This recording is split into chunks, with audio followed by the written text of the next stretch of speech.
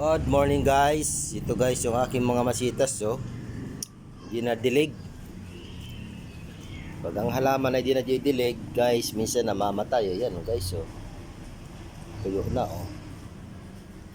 Hindi na dilig yung aking halaman Ang aking kamay guys, napakalamig.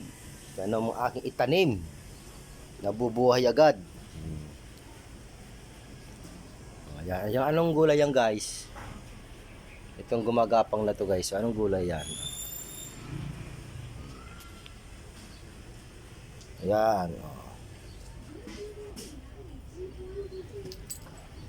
Tuyo na. Kailangan madiligan uli ito.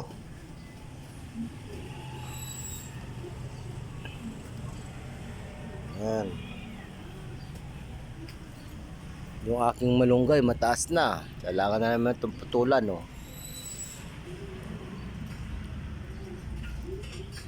Natuyo na. Itong ginagawa ko guys, ito mga ganito. Mga plastic, nire-recycle ko yan guys. Nilalagyan ng halaman.